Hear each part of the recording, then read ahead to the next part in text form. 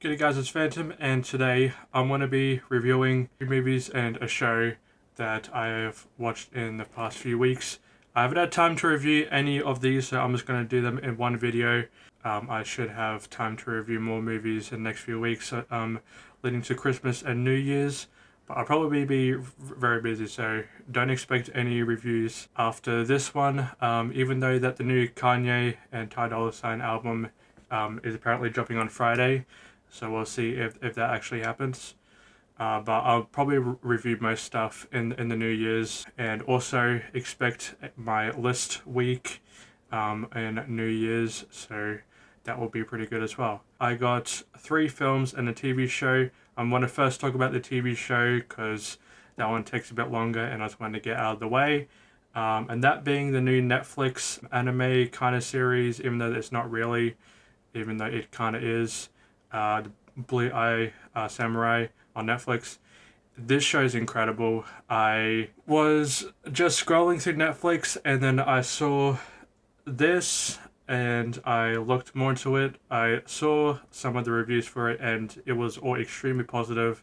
It is one of the highest rated series on IMDb. So I was like, I'll just give it a watch, and I was blown away by the series. It's incredible. It is some of the best storytelling in almost any show. It is incredible. The animation is incredible. It's kind of like animation mixed with 3D, which we don't really see that much often, which I want to see more of because this show looks incredible. The story as well is incredible as well. It is like a revenge story. When it all ties together, you just want to see more. This is advertised like a mini series, limited series, but honestly, I want more. If there is more, then just give it, because I do not want it to be a mini series or limited series. And with that ending, there should be a second season. The main character, Mizu, who is the samurai, her identity is pretty hidden, although she's well known only for being a samurai, being one of the best samurais. But nobody knows her actual identity. People think that she is a male, which in that world, being a female samurai isn't really acceptable. So she kind of hides it. Her sidekick, Ringu, who I thought would be annoying, like the first 2 episodes, he was kind of annoying.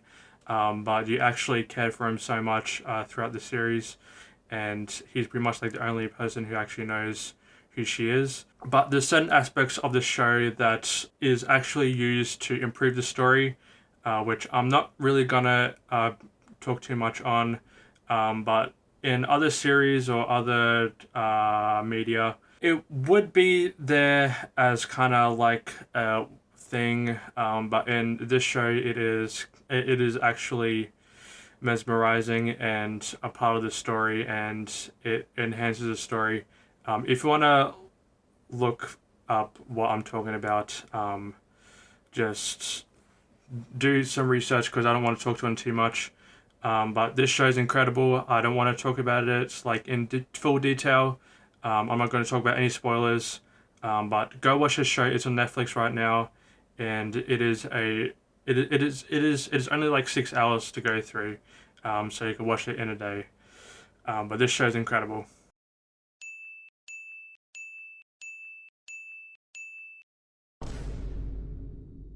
The first film I'm going to talk about is The Marvels. I finally got to watch it. It was a pretty empty cinema. There was only like 2 other people. And seeing the box office numbers, I can kind of tell why, because I believe that it is running short on its theatrical run, which is kind of understandable because it hasn't even reached 200 million. Let's talk about the film. It's probably one of the weaker Marvel movies, but it is pretty enjoyable as well, even though that it is kind of cringy, kind of cheesy at the same time, kind of like with the first Captain Marvel movie.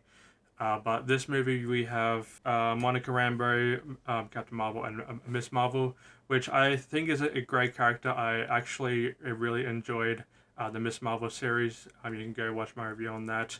And I kind of graded that a bit too high, but I still really enjoyed that series. But this film I thought was pretty enjoyable. There was a lot of fun sequences. The chemistry between all the three heroes was great. But where the film falls short is with the dialogue, with the writing, and the villain. The villain is probably the worst villain in the entire MCU, and the dialogue in some aspects were kind of cringe.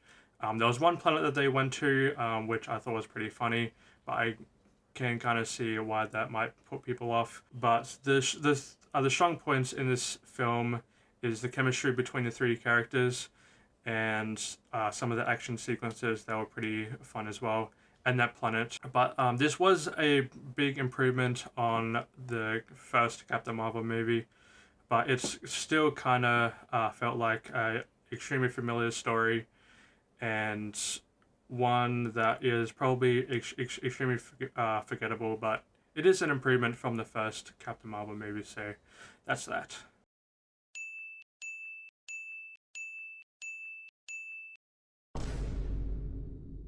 The second film that I'm going to talk about is the new Hunger Games film, Ballad of Songbirds and Snakes. It is pretty much like the origin story of Snow, President Snow, and seeing how he built up his reputation in Panem, and him mentoring Lucy Gray, and their relationship with each other.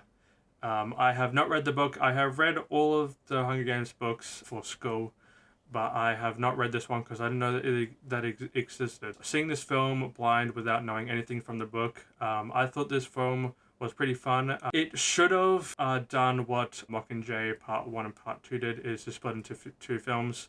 Mockingjay shouldn't have been two films, it should have just been one, but this film should have been two. If you've seen it, you know it is pretty much like two movies in one. You have like the first two acts that are about the Hunger Games, which I thought that were pretty cool. Like you saw more behind the scenes, and the arena, and the arena that they had.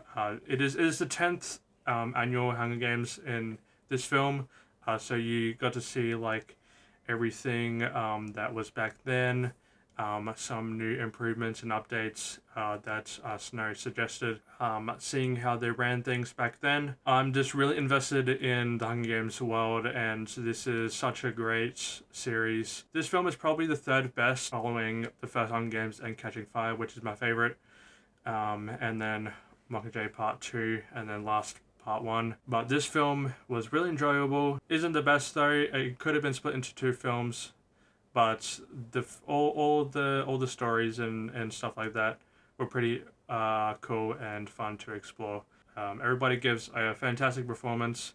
The standout probably being Rachel Zegler as Lucy Gray, who hasn't been getting that much praise lately because of a film Snow White, which I mean is kind of understandable. She hasn't really had a good positive attitude towards that film, even though she's in it. This film, she gives a stand-up performance. She's incredible, and it is also very, very brutal and disturbing and dark, which I also did like.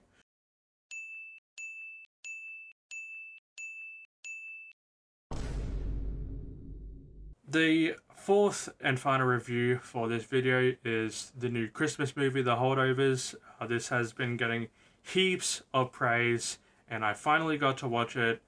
It is such a fantastic film. How I can describe this film is getting a huge warm blanket and wrapping yourself in it in the wintertime, even though Australia, it is summertime here at Christmas time, but it is described as like a big, warm, fuzzy film. And Paul Giamatti gives, I believe, his best performance of his entire career. He is fantastic, and I want to see more and more of what he does. He was just so good, and I think that he may be a front runner for Best Actor at the Oscars, even though I believe that Cillian Murphy should still win it, but he should definitely get a nomination. Pretty much like everybody in this film is incredible, and it is such a wholesome, such a fun film.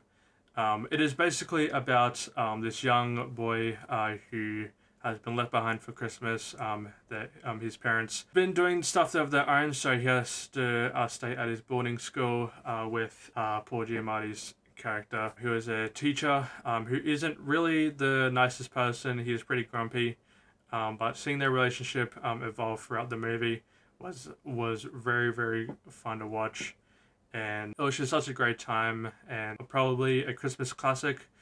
It is extremely well made. It is set in the 70s and it feels like a 70s movie. You can tell by like the opening titles and like the opening credits. It show like the rated R thing and or like the stuff that would be in the 70s. And this film is incredible. You have to watch it however you can. It is such a wholesome movie. It isn't like for everybody. It is an R-rated movie, of course. It is probably the best Christmas movie you'll ever see, and it is such a great time. Even though that it isn't really a perfect movie for me, it isn't quite an A+ movie. It is still fantastic, and it is should definitely be a getting a lot of awards at the Oscars, even though that it has been getting some awards at the Golden Globes, which the nominations came out. They were really good. This film should get a lot of nominations. It is a fantastic movie. You should definitely watch it.